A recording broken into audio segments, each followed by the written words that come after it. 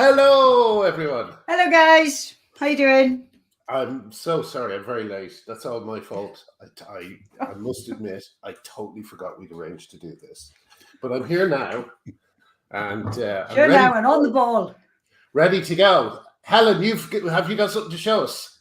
I have. Here we go. Are we ready? Oh, that was a semi-reveal. Yay! Oh my God. What's his I name? love you. What's her name? Her name, Sianed. Yeah. Little Sianed. Little Shannon. Lovely Irish name. It's Delighted. Welshman. Oh, is it? Oh, I see. Okay. Well, Yeah. it's Irish as well.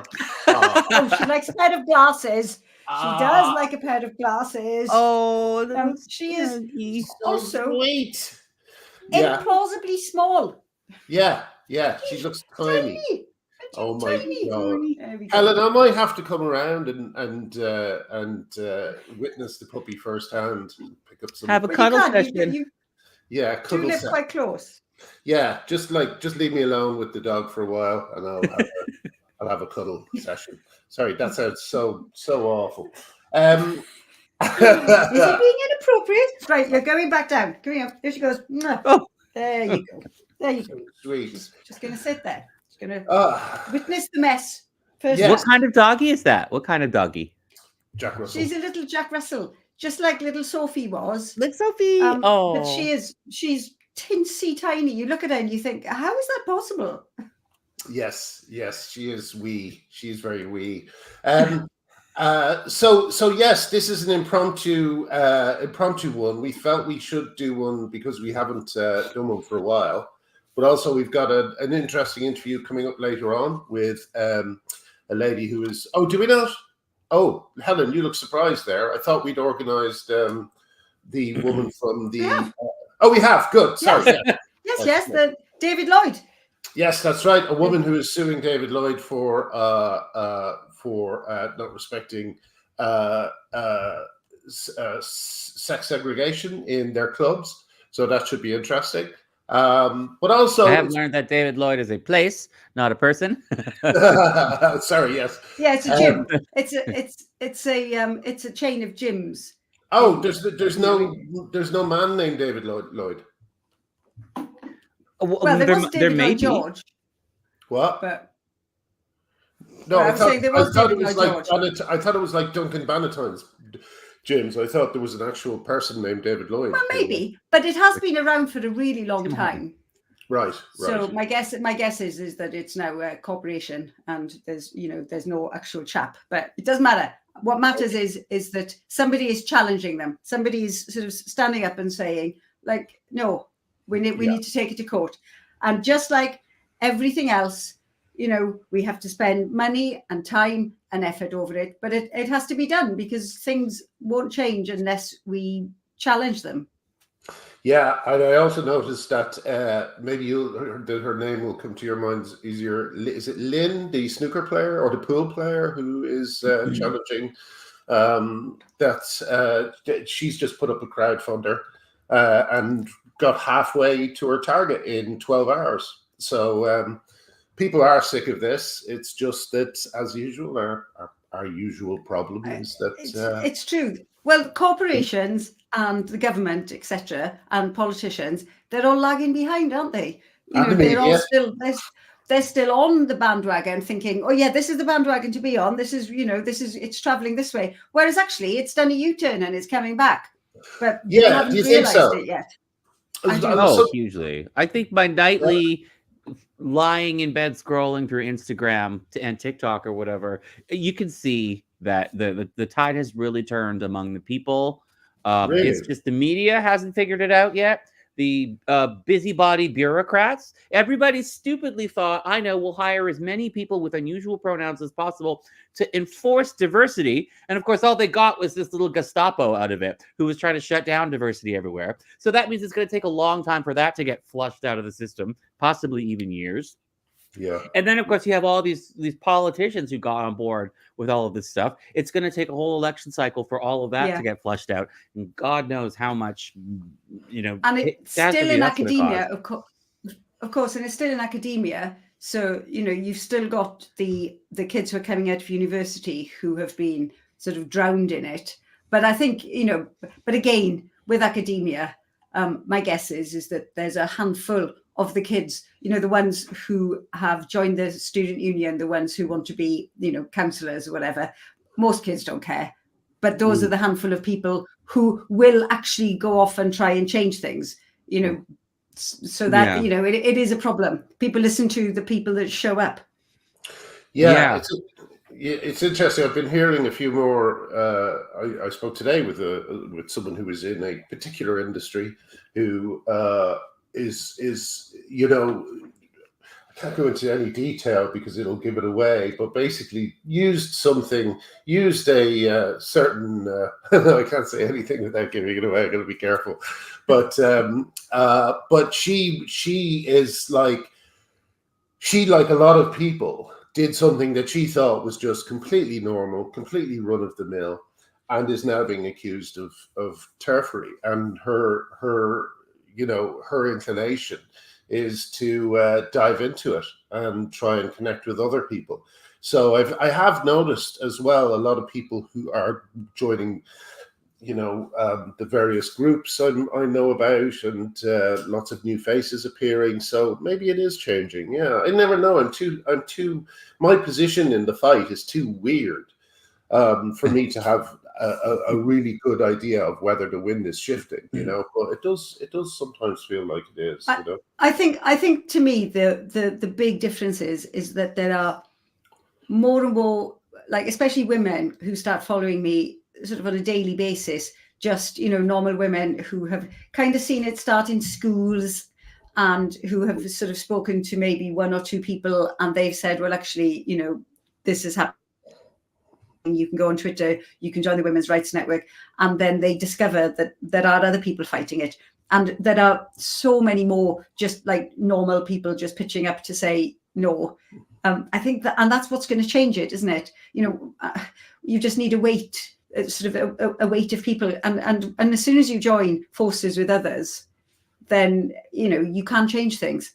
And I think people are realizing, loads of people are thinking it themselves, but they're realizing that there are outlets, there are places that you can talk to other people and get information. There's like Sex Matters, etc. They've got loads of information about who, sort of standard letters, etc., that you can write, and advice on how to sort of start to talk to your schools. All of that stuff is out there. People don't really need to figure it out from first principles anymore, which I think is excellent. That's true. I think loads of people, when their kids go to secondary school and they start seeing gender neutral toilets, or seeing what they're teaching or not seeing what they're teaching in that bit of education, I can't remember what the acronym for it is, and then they think, well, hang on, why aren't I allowed to see this? Why aren't I allowed to know what's happening? And then they start to, and like a mother who's got kids in school where information is being withheld. You're like, actually, no, I'm not having this. Yeah. That's insane. But unfortunately, so much damage has to be done. Unfortunately, we're at the point where there's enough damage that's been done that people are starting to speak up, especially with schools, with the fact that sex education, parts of the curricula, the SOGI, sexual orientation and gender identity program, is explicitly kept secret from the parents, unlike any other piece of education, as if the parents are this toxic thing that they have the right to take your children and shield the parents from what they're doing to them, which is insane. And the gender neutral washrooms. I mean, it's crazy. Yeah. That's going to be one of those things. They It spent all this money putting them in. They're going to have to spend all this money taking them right the hell back out. That's going to be an embarrassing disaster. But we're really seeing that, like, waste of money. Yeah, and there reaches a point where there's such a catastrophe that people start speaking up. And a lot of stuff's been taking place in San Francisco right now. San Francisco is like a hotbed. It's always been like really? the wokest city in North America. Yeah, but it's because it's collapsing. It's gotten so bad that really? The downtown core, all of the businesses have literally just left the downtown core because of the outrageous rates of crime, because of the whole all cops are bad, defund the police program. There's no policing enforcement of crime anymore downtown. So the city's collapsing, and the education sector in the city is collapsing, the public school sector, because it's just fallen apart under acrimony around gender identity and other kind of woke ideals. And what that's done is it's led common, ordinary, decent, everyday San Franciscans to band together and to recall politicians to run their own people. So we're really seeing like the wokest, most progressive, most kind of extreme rhetoric parts of the US are the places that are suddenly developing this massive grassroots backlash movement. We're seeing something of that in Vancouver in Canada too, which I'd say is wow, of that. that's so amazing. You know, it's like it gets so bad that eventually it just creates this massive outburst of backlash. But it's unfortunate that it has to get that way. And in the meantime, this is so exhausting and tiring. I am just so, you know, I've lost all of my friends. I'm utterly lonely. I'm utterly, it's so hard to find any kind of work because I'm so tainted. Just having normal views. I can't wait for the tide to shift, but it's going to be a little while still. You know, it's very depressing. Well, you know, I always say, Arty, I think you should do more with your Substack. I think your writing is absolutely on point, and I think you're a brilliant writer, and I think people would pay to read you, frankly. I have a big piece coming soon, I'm pretty sure. Good, I hope so. Sorry, WhatsApp is pinging away. I need to stop it. So, did you see the brilliant Eddie Izzard ad about how he was going to actually live in Brighton? Yeah. He's so funny. He's so removed from what real people are that he thinks that he should actually point out that he will buy another home in Brighton and he will actually live there, you know. Oh, as another home, you know. Yeah. But the brilliant thing is he's doing Hamlet in New York. Like there's ads. There's an ad for it. He's actually planning a New York Broadway run, just like he did with Sheffield. You know, when he was in Sheffield, I think he did some thing to do with what's that novelist? Who will he be playing? I don't know. He does look a bit like Hamlet. But will he be playing a bloke or a woman? No, a bloke. I think. I'm not sure. Let me see if I can find the tweet I did about it the other day. Eddie Izzard playing a bloke. Wow, gender bending. Yeah, he's really stretched himself. His film is apparently terrible too. His film looks like you know, it looks like first of all, it's getting the worst reviews I've seen for any movie, you know. But he's playing all of them. But also, people saying, "Oh, that's very funny. That's very funny." It's a one-man show, right? Of course it is. Yeah, or one-woman show, as the Guardian called it. The Guardian actually called it a one-woman show. The Guardian's just trolling, and they? I mean, they've just been trolling us for years now. Yeah, here we go. New York. I'm coming back with my new solo production of Hamlet by William Shakespeare. Tickets are on sale now for this limited run. Don't miss it. You know, he should have put after a limited run. It's a limited run because I have to go and pretend to care about the people at Brighton. Because in the other one, he says, "Did you know I'm ready to give up my acting and comedy career to be a full-time MP for Brighton Pavilion? This role will be my fair play. This role will be my sole focus. Brighton Pavilion. How noble. I know, but beyond that, like he's got a little catchphrase here: Brighton Pavilion, full on and full time. Apart from a little stint as Hamlet in New York. Do you know what I mean? I'll do that, but I just have to go and play Hamlet in New York. And if it does well, if it's a sellout show, I'm just going to stop doing it, and I'm just going to come and be a politician in Brighton. That's me, Sol. I'm going to vote for the one who's maybe, probably, kind of, sort of going to consider taking it as a full-time job. That's the one I'm going to vote for. It's amazing, isn't it? I didn't think that, you know, your boast about doing a full-time job is, I'm going to be doing it full-time. Yeah. My tagline is, I'll take this job seriously, kind of, sort of. Yeah. Stupid as He obviously sees people as a kind of alien race who he kind of lands amongst them. And they're very lucky to have access to him, you know. With his largesse, you know, sort of giving to the people. Fair play. Yeah. You will get to see me and my stupid beret and fake boobs. You know, whatever you want. You know, I mean, it's. But did you see? Actually, there was a serious point. Well, kind of a serious point. I did see people pointing out the rather obvious fact that, you know, he's dressed in a tiny pink little mini suit with a mini skirt, bright pink, like fuchsia, with his fake boobs. And there is absolutely no way a woman politician his age would be able to campaign like this without being pilloried. And he's like, oh, yeah, this is it. This is me. This is a woman. And it's just awful. Again and again, he just shows.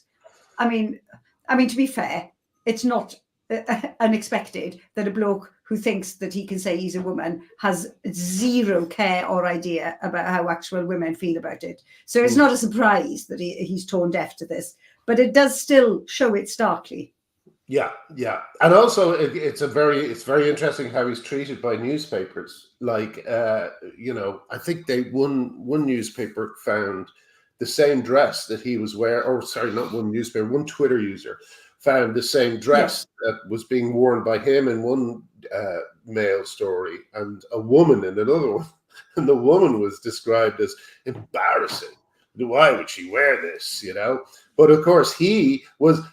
Eddie Izzard stuns in this outfit. She was an older woman, wasn't she? I think she was, like some, I don't know, Princess of Greece or whatever, and she was sort of in her 50s. I mean, she looked amazing in it. And Izzard looked like a bloke in a dress, and he is so complimented, and she was again sort of put down for it. I mean, it is just goes on and on, doesn't it? It really but it does. I mean, there are loads of people who are looking at Izzard thinking, you are so not a woman. And, I think it will pique people. Well, more and more people are peaking about this. Especially since he absolutely refuses to answer the many people who are asking him on Twitter, what will you do about single-sex spaces? Of course, he can't answer that in any way that would satisfy women who need these spaces, or the trans activists who are the only people who support him. So he has to just pretend no one asked it, forever, forever till the end of time, because you can't just keep this up forever. The problem, many problems with the trans movement and this gender identity ideology, but one of the big ones is you can't keep it up forever because there's just a million things you're never allowed to say ever. The entire human race can't keep this up. And another thing that I think is changing the tone is that we're seeing like more bigger pressing issues in the world that are making us not care about men's feelings so much. Like the wars, 2 wars going on in the world. And in Canada, there's this like massive economic crisis going on in Canada. Like 10% of the country's on food banks, and like 30% of the country is their mortgages are going under. And it's just total calamitous crisis in the country right now. Everybody's so worried about their pocketbooks. I think they've stopped caring about putting their pronouns in their bios a little because they're a little more concerned about this massive economic crisis going on.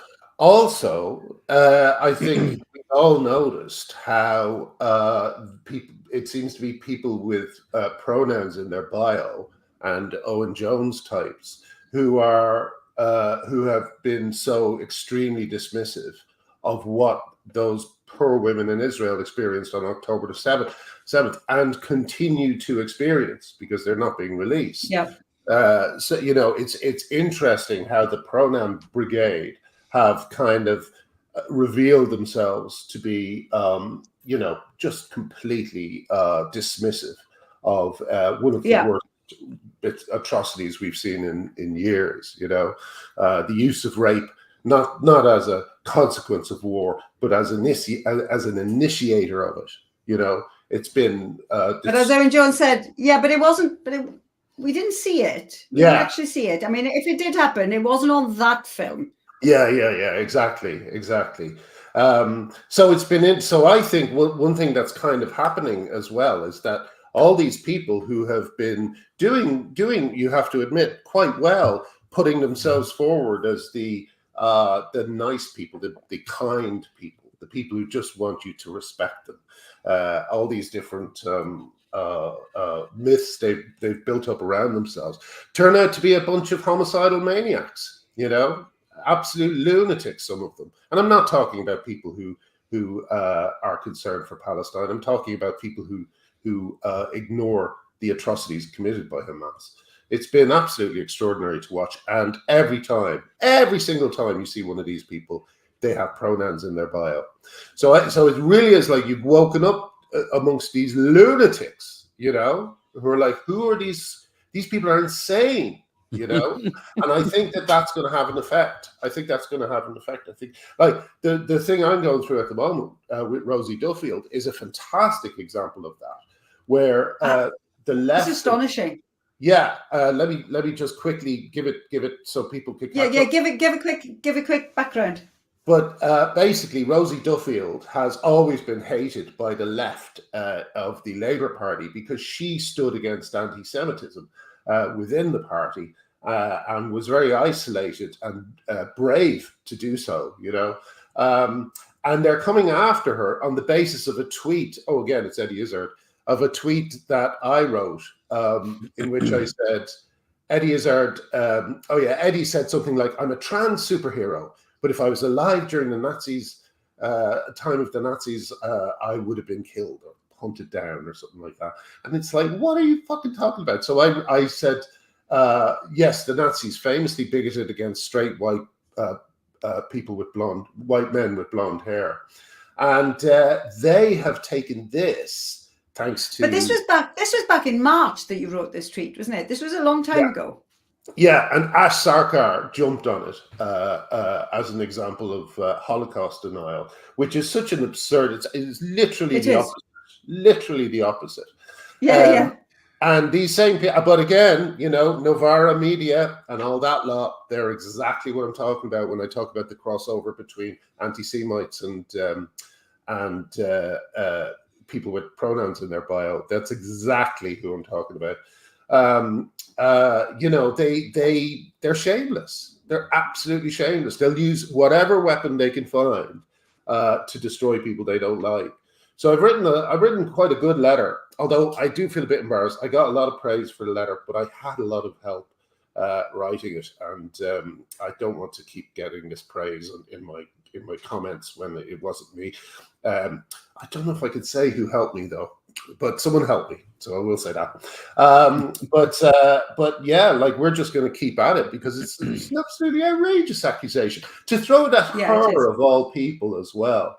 You know. Yeah. I mean, I hope that however it unfolds, it causes as much embarrassment to the Labour Party as possible, because it gets them on two fronts. It gets them on the fact that they have utterly betrayed women over the last 5 years, and it gets them on the fact that they are, you know, still a party with an anti-Semitism problem. You know, it hasn't gone away. It hasn't gone away. So, yeah. Yes. Anyway. Sorry. There was one other thing I wanted to bring up. Going back to the schools thing, I saw this, and I do think this is worth mentioning.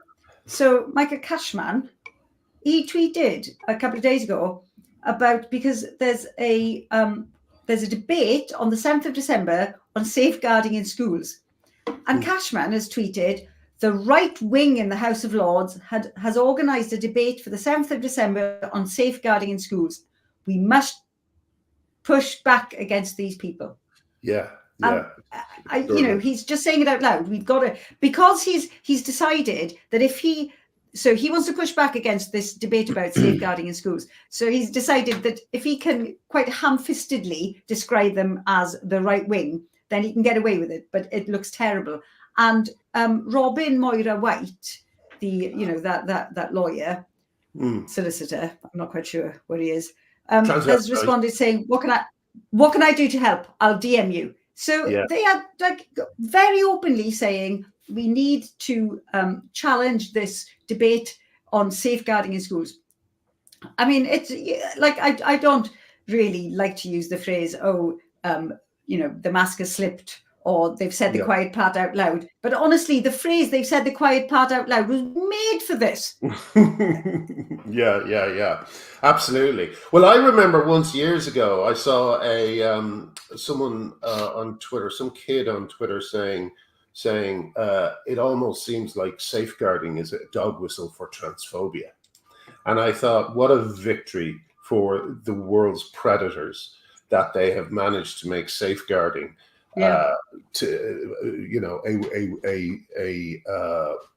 what's the word? A dog whistle word. Yes. Well, yeah, a dog whistle word. I mean, it's if you make an enemy out of child safety, I don't know how that's one of your red lines of like, are you the bad guy now? Well, Have you decided that child safety is now the enemy? You're the bad guy. You know? Yeah. Yeah. It's an absolute. I don't think this is too difficult to work out. But if you're against a debate on safeguarding in schools, if you want to push back against that, you're not really coming out of this whiter than white. No, you certainly are not. If you're even worried about discussions about child safeguarding happening, that it's going to impact your side, then your side is on the wrong side of child safeguarding, and you already know it. Yeah. And people that are saying, "Oh no, I'm on the wrong side of this." It's like they're tribalistic. This is my team, and I have to stick with it through thick and thin. Kicks in instead of, "Oh my God, I need to get out of this." You know, it's so weird. These people, Well, like everything that Michael Cashman fought for, during the 80s and 90s, all that, he's just decided to throw it in the bin, because if he is successful, he will manage to make he will manage to associate LGB with anti-safeguarding practices. And that is going to have an incredibly bad impact on gay people, lesbians and transsexuals. It's going to have a terrible effect on them. So I find we're already seeing that. We're already seeing people who are just sort of getting comfortable with the idea of gay rights. The people who are really new to the party, not the people who've been sort of voting Labour for 30 years, but different demographics are immediately just pulling back, and the recoil against gay rights is alive and well. It's already here. I notice sometimes the language people use is edging towards homophobic, because people are angry. People are angry, and male sexuality has never been so unembarrassed about popping on its pink beret and walking down the street in its kinky boots, So it's a very bad thing to associate all this with LGBT, especially since a lot of the people doing it are straight, Totally. Yeah. Apparently, I was the subject of a thread today by someone who was talking about me, complaining that here's 10 times cishet Graham Linehan has been involved in this or that. They're in a straight relationship, the person who wrote it. They're married with kids, Anyway, but listen, Emma has been waiting very patiently. Patiently here, and we're ready to bring her in. Emma, are you okay to go? Are you okay to go? Yeah, that looked like a yes. I'm going to bring her in. Hello, Emma. How's it going? Hi, good. Thanks for having me. Thank you for doing Emma. it. Nice to meet you. Nice to meet you. Now, Emma, first of all, where are you based, and what's your background? I'm in York, and my background is in schools, like you were talking earlier on, Helen. During lockdown, we were not deemed to be key workers, so that meant home education at school. And I started to become quite concerned about what schools were doing, the guidance that they were following. And I started doing a bit of digging around, things like putting hand sanitizer on children's hands up to 5 times a day without asking for parental consent, that sort of thing. So when my eldest started at secondary school, I thought I need to get in there myself. So I decided to become a teaching assistant and really get my eyes on what's going on. So that's what I did. Okay. But this particular fight isn't to do with education, is it? This is to do with David Lloyd Gyms. Yeah. So my first kind of experience of seeing boys identifying into girls' facilities was during my time at school. So we've subsequently left, and we now home educate. And part of that was thinking, what can we do to home educate? What facilities can we use? What have we got nearby? So we were already members of David Lloyd Leisure and had been for several years. So we thought, brilliant, that's ideal. We can use that for PE lessons and swimming and tennis and really utilise that facility. We were very fortunate to have that. Right, as part of your homeschooling plan. Yes, that's Yeah. right. Yeah. Yeah. So that's what prompted me back in January. It is a nice facility, and I didn't really want to find out, but I had to find out. So I asked them the fatal question: does our family membership include the prospect of our 11 and 13-year-old daughters being naked alongside men whilst in the female changing rooms? So hang on a second. You were preemptive in this. You wrote to them and said, "We don't want this," before there was any incident or anything like that. That's right, because I had suspicions. I've been following Stonewall's guidance around York, and I had suspicions that they were also doing that. I didn't know, but I thought I need to know. Because like Duncan Bannatyne's gyms are actually very good on this. I believe. I believe he's holding on firmly to sex segregation as a principle. Why? What was the response from David Lloyd Gyms when he wrote to them? So the initial inquiry was on email, and it took several weeks to get any clarity. I still had to keep pushing and pushing. Does that mean that men can identify into the changing rooms? And the language was very flowery, very inclusive. Honestly, this sounds like asking this question online. People come back and you're like, yeah, but you haven't really answered it, have you? Yeah. No, you haven't quite answered it. No, you haven't actually been clear. So was it like this? Were they not clear each time? I mean, again, I will keep saying, I do have a lot of sympathy for the receptionists and the staff that are working in these places. They're trying to find out too, because they don't know. So they are really beholden to head office and their managers who are supplying the information. And again, it's those frontline staff that are going to get it in the neck when people kick off and there's problems. Yeah. They are really, really quite vulnerable. So I do have a lot of sympathy for them, and I think that they're being completely failed as well. Yeah, it's a very good example of the Wee Spa in the US, which came to everyone's attention when an extremely angry woman was berating the front desk staff, who told her that she was mistaken, that he was trans, and it turned out to be a sex offender. An actual sex offender who was on the run from the police. So it's this lack of, but it's almost as if the lack of clarity is deliberate, isn't it? It's almost like the whole thing is designed to keep you in a state of confusion and allow them as much wiggle room as they can possibly get to please everybody. Which is why I've got the letters now. I've got it in black and white, so there isn't any wiggling out of this one. Good. So what is your plan to like having been fobbed off by them to some extent? What did you decide to do? So what did they finally say? Did you finally get an answer out of them? Me. So I've got 3 letters that flip-flop quite a lot between one letter and the next. So the first letter states that people born male may access the female changing rooms. And the second letter states that we should not be presented with a man whilst in the female changing rooms, which is, again, it's that language. I have to be on board that if a man says he's a woman, he's actually a woman. He's not a man anymore because he says he's a woman. So it's that sort of attitude that they're trying to force upon me, which obviously I don't hold those beliefs.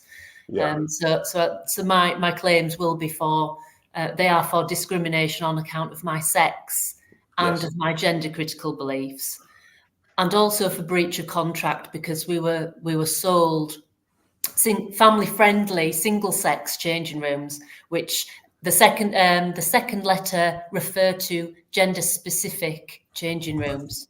Yes, I saw that. Yes, and that's quite a key because there is no reference to gender specific changing rooms in any of their documentation or terms and conditions. It states that children over the age of 8 must access the changing room according to sex. Yes. Or access the unisex facilities, but there's no mention of gender specific changing rooms. That's a new addition. Actually, interestingly, last week I called a couple of David Lloyd's clubs just to get a feel for what they were telling the general public, and every single one said that they had single sex changing rooms for men and women. Yeah. And that was the end of the conversation. So then I asked, does that mean that a man can't identify into the female changing rooms? Yeah. Yeah. So then they had to go and ask their manager, because obviously they didn't know. Yeah. And then they came back and said that we want everyone to feel comfortable, and you can choose the changing rooms that are most comfortable for you. And one person told me that I should take my children to the unisex changing rooms. Why would you do that? Because apparently then everybody would be comfortable. I think they mean we would be comfortable. Yeah.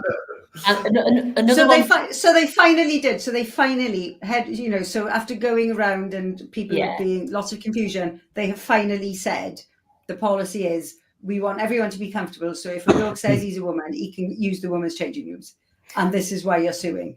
Yes, yeah. The third and final letter says that we acknowledge that we do not have a prescribed expectation for adults with regard to changing room use. I'm sorry, can you repeat that again? We acknowledge that there is no prescribed expectation for adults with regard to changing room use. So there's no expectation that men will use the men's and women will use the women's. It is kind of social convention, but there's no expectation on it. We have signs on the door that say male and female. We have the word sex in our changing room policy on our terms and conditions. We'll tell you that they're single sex if you phone up. But actually, there is no expectation. So we have the facilities, but right. So they're not under any legal obligation to do this. Like Graham, you said there's another gym brand that is enforcing properly sex-based gyms, so they don't have any legal obligation to do this. So it just sounds like they're just trying to not handle the issue. It sounds like they just don't want to deal with it. They just want to go with the flow. And so it's really important that you do force it on them and say, look, you're not under any legal obligation to let men into women's changing rooms. You're doing this all on your own. This is your own goal, so you better address it. It's amazing that they're trying so hard not to deal with it. I don't think they're going to lose customers over not allowing male-born person with a penis into a women's changing space. So it's not like they have an economic incentive to do this. It just seems like just the typical knee-jerk fear of addressing. Do you know what, Arty? I think, And like every single time, well, actually, I need to ask you about this, Emma, but what we've seen time and time again is that all these different companies, they go down to the wire. They always end up in court defending their ridiculous, absurd position, and they always lose. I'm thinking about, Garden Court Chambers, Maya Forstater, Harry Miller. They always lose. I don't understand why they haven't just contacted you and said, look, can we sort this out? What stage is it at, Emma, the case? So we've now made contact with their lawyers and we're awaiting their response. So they're fully aware of our claim, and we're waiting to see what their next steps are. Well, maybe we can sorry, Emma, go ahead. Well, I was going to say, maybe we can ask people on Twitter to share this video with David Lloyd, any way they can, and just say, for God's sake, don't make it as far as a courtroom. Try and sort this out. Yeah, you know what I mean. Sharing the information. If I was still a member now with my family, I would want to know. That's why I'm doing it. I personally want to know this information. So I think if other mums and other families and dads, if everybody knows let them decide if it's the right club for them. If you if you want to run your business, however you choose to run your business, that's entirely your business. But I want you to be honest. I want you to if you're telling me it's family friendly and we've got single sex facilities, that's what I expect. Yeah, it's interesting. No, I agree. Yeah. And like this whole movement, it depends on its survival, on uncertainty and confusion. The one thing that all the stories we tell have in common is that the confusion around this issue is not a bug; it's a feature. Yes. I mean, and it means that parents can't relax. Parents can't relax about something they should be able to relax about, which is the safeguarding of their children in spaces they're paying a fee to. I would like to just kind of acknowledge that this is a luxury problem. To have a private membership, it's not on most people's radar, and the reason I could quite easily just quit and go away, and that would be the end of it. The reason that I'm pursuing this is because of the contract, is because we signed a contract with them. And they have failed to deliver what they promised. And I think they were just expecting people like me, other gender critical people, would just, if you don't like it, just leave. Yeah. That's why I'm not. And obviously my legal team would really like me to push the crowdfunder and get as much funds in as I possibly can. But it kind of isn't really even about that. It's about the awareness and letting the public decide and vote with their feet. Like you say, go to Bannatynes, who are protecting women and girls. The other thing I'd love to just point out is I was offered a full refund for the last month's membership and an immediate termination of the contract, which for some people, it can be a 3-month cancellation period. And for families, that can run into over £1,000. So anybody who wants to leave for any reason would also be entitled to that package. But do you think they obviously offered it to you just to get rid of you? Is that right? Yes. Yeah. Right. Oh, I see what you're saying. So you're saying, we've all been missold the contract. We've all been lied to. Right. So, that's a good point. So if you're with David Lloyd and you don't think they're fulfilling their part of the bargain when it comes to safeguarding, you can leave and maybe make some money to use in somewhere like Bannatynes. That's great advice. So is there a crowdfunder up at the moment, Emma? There is indeed, and it's at Democracy 3. Don't worry about that. We'll put it in the description below so that people can come to it. Yeah, and it's actually and it's interesting, Emma. You're saying it is a luxury, sort of case, and yes, it is, because a lot of people can't even afford a gym like David Lloyd. But there's a big wider principle at stake, isn't there? Yeah. That women and girls do actually matter. We are allowed to just. It's honestly, I say this so much. It's such a small expectation that we have. That we have just a few small, like a scant amount of single-sex spaces, services, and sports. That's it. It's not very much. It's not a big ask. And even that is being challenged at every turn.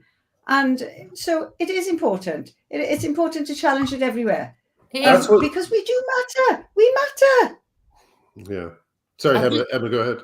I'll just remember a point that you made just before I came on, and you were kind of discussing David Lloyd. So there's no beef against David or anybody called Lloyd. It's David Lloyd Leisure, but they are owned by TDR Capital, who are enormous. And they also own companies like Asda and Pizza Express. Okay. So you can bet your bottom dollar that all of the places are also operating with gender-specific changing rooms and toilets. And if you do a quick Google on incidents that take place in Asda's toilets, you'll find that there's a massive safeguarding concern there, and it's the same people. Oh, really? That's interesting.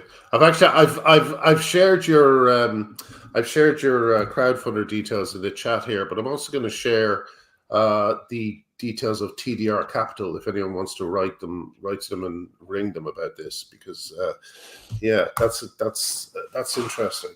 That it's like a kind of culture or business-wide culture problem, you know. Yes. Yeah, it'd be So interesting. it's a private equity firm that owns like billions. Yeah. Right. So, when is the time limit for the crowdfunder? How long do you have to raise money, and how much do you need to raise? Good questions. I don't know the answers to all of that. Okay. I know that the more that goes in, the further I can take it. That's kind of Okay. that's the position I'll be. The other important thing that I need to mention is obviously nothing happened to me and my girls. Now I'm extremely grateful for that, which is why if we're successful, any award will be donated to Sex Matters, Fair Play for Women, and two others that I can't quite remember, but it's not for personal financial gain either. That's good. Yeah. That's Yeah. good. Absolutely. And honestly, and it's good that nothing has happened to you, and you are allowed to preempt things. You are allowed to say Yes. this. You're allowed to do this. You know, Well, it's incredibly important.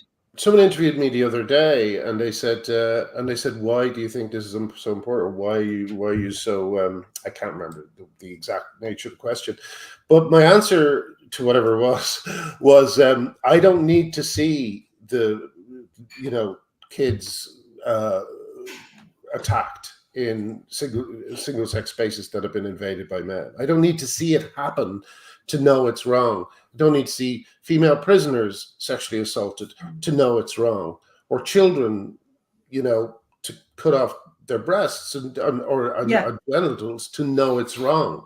We don't like have to see the terrible things play out to know that they exist and that they are not that to know it's wrong, but to know it's a likelihood, to know it's going to be the end result of these policies. So I think it's brilliant that you're approaching it in this way, Emma, and going in to fight for your daughters. It's if you look at the experience of per Scott Smith and his family and his per daughter in Loudoun County, his daughter was raped in a school bathroom by a kid in a dress. And you can bet that if people had thought of it, they would have taken out an action like yours, Emma, to try and circumvent something as awful as that. I think that's it's getting that information out there and saying I'm not comfortable and I'm not happy about it, and that's not good enough for my daughters. And then it's that ripple effect, isn't it? Then other mums think, actually, no, I'm not happy about that either. Yeah. Well, are you on Twitter, Emma? Is it easy to find you? What is your username? I am Emma Hardy, and I've got I got you here. 196-290.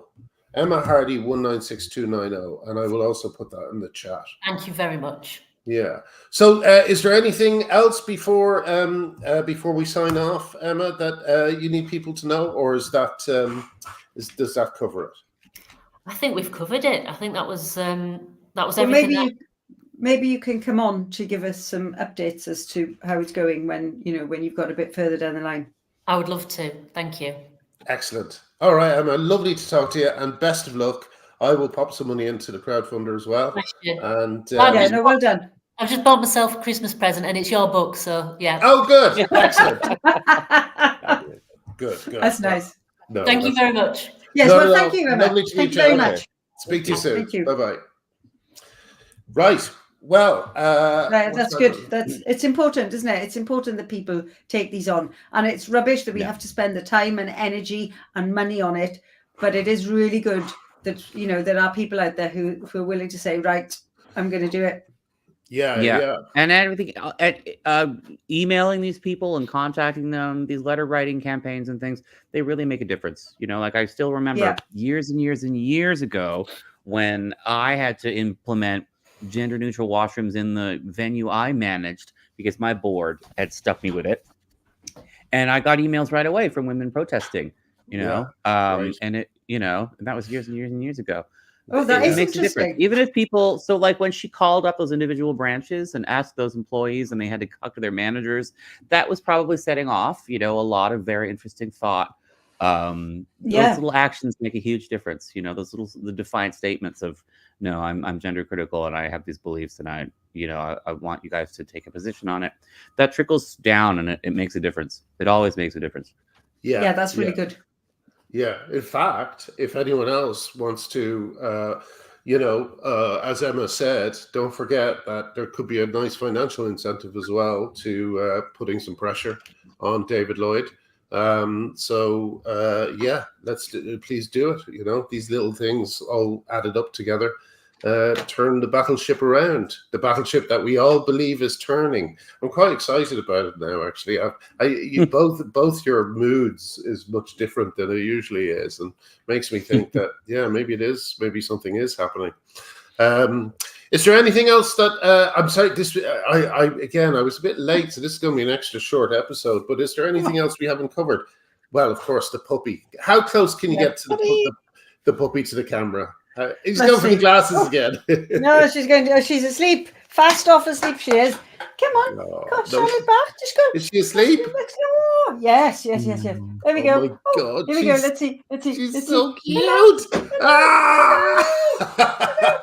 Oh, she's so lovely. Oh my God. Yeah. Too much turfing. All right. Yes. Exhausted.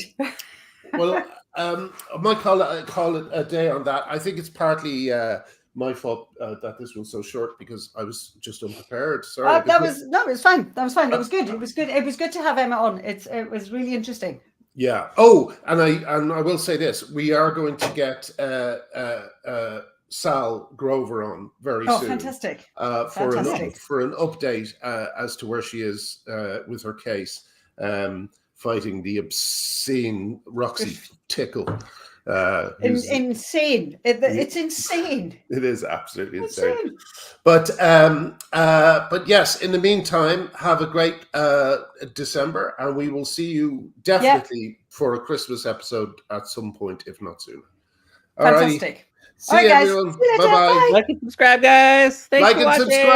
Like and subscribe. Cheers. Oh, and if you can get a subscription to my Substack, I would appreciate it. That's still my main source of income. So yeah, same here. Same thing, guys. And Arty. All right. See you soon, everyone. Bye-bye. Bye.